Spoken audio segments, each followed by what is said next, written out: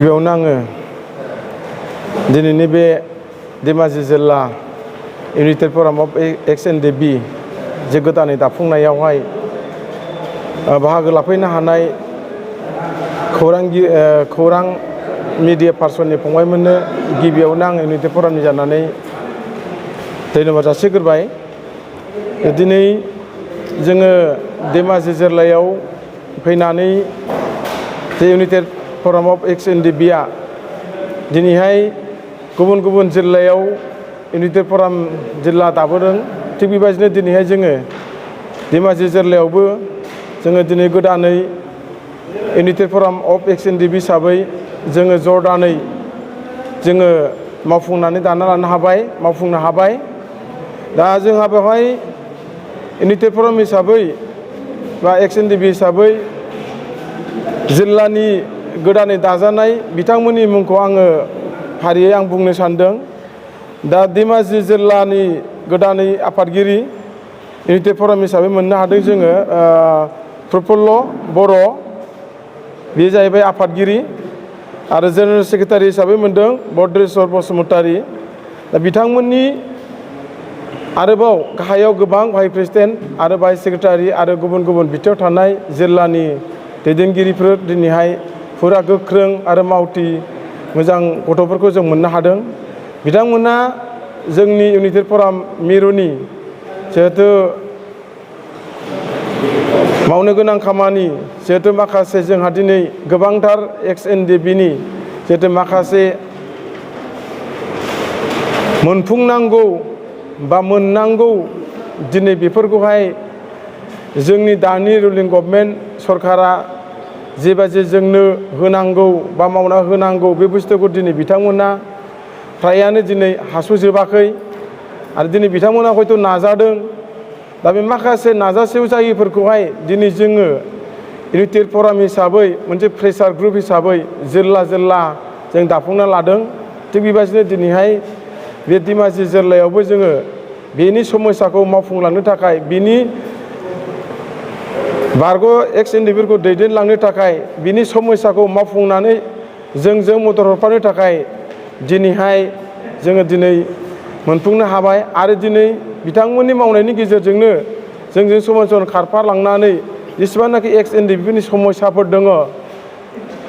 थांनाय 2020-21 जितु 27 सानाव जितु जालांनाय एकर्ड, बे एकर्डनि जेसेबांनाखिखौ दिनैहाय जों प्रेसार ग्रुप हिसाबै जोंनि मोनथाय अधिकारखौ,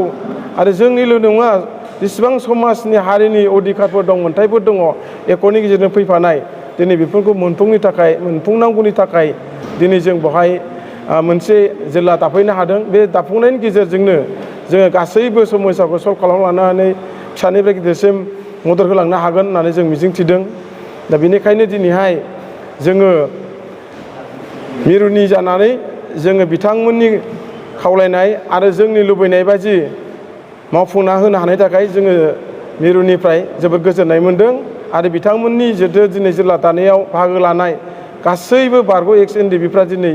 ज'यै फैनानै बे मिटिंखौ मेहेरगोनां खालामनानै जिल्ला दाफुंनो हाबाय। बेखौनो दिनै जों जोबोद गोजोनदों, आरो बेनिखौनो जों मिरुनि जानानै धन्यबाद होदों।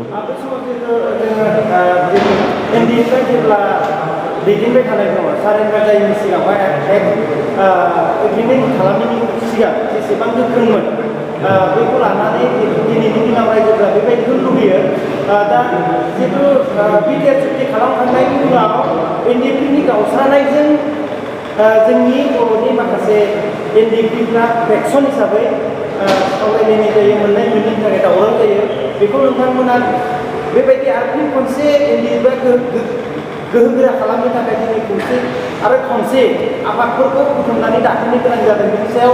बेबायदि गोलाव समखौ बोरैहाय दैदेनलांगोन होननानै नोंथाङा आसा खालामदों? खोब गुरुत्वपुर्ण कुइसन बा सोंनाय। नोंगौ, जों सिगाङावहाय जोङो आफाद हिसाबै जोंनि गेजेराव दैदेनगिरिफोरनि माखासे